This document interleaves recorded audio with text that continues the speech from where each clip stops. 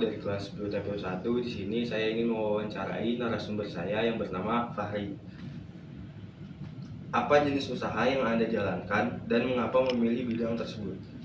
Saat ini saya menjalankan usaha bersama bapak saya yang udah dijalanin dari tahun 2015.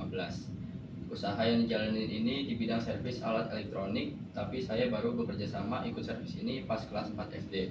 Alasan memilih bidang ini karena lumayan mudah usahanya dan pendapatan dari setiap customer itu juga lumayan. Apa usaha ini hanya menerima jasa servis saja atau ada kegiatan jual beli juga?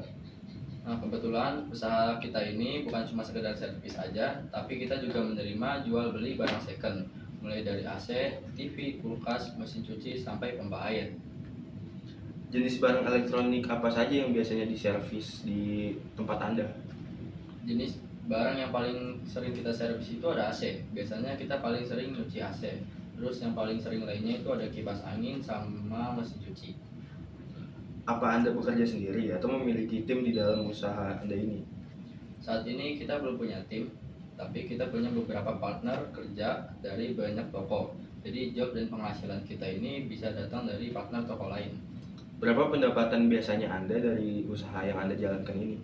Untuk pendapatannya itu nggak nentu juga sih. Kadang kalau lagi ramai servisannya bisa sampai 100 sampai 300 per hari. Terus jual beli barang second juga nggak nentu, tapi keuntungan dari jual beli ini lumayan besar. Kalau kayak kulkas, mesin cuci itu kita bisa untung 300 sampai 500 ribu, dan paling besar itu kita di AC bisa untung 1 juta sampai 1,5 juta. Apa yang membuat Anda ingin melakukan usaha ini? Yang jelas membantu orang tua untuk menambah tenaga kerja dan penghasilan yang lebih banyak. Apa motivasi Anda untuk melakukan usaha ini?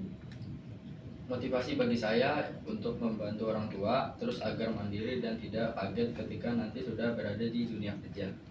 Resiko apa saja yang mungkin terjadi atau bahkan sudah terjadi selama Anda menjalankan usaha ini? Resiko itu bisa datang kalau kita nggak menjalankan SOP. Tapi kalau resiko yang paling besar itu ketika kita sedang membetulkan pompa air. Nah, itu resikonya kita bisa masuk ke sumur. Buat resiko yang lainnya itu paling kita nggak sengaja merusakin barang customer.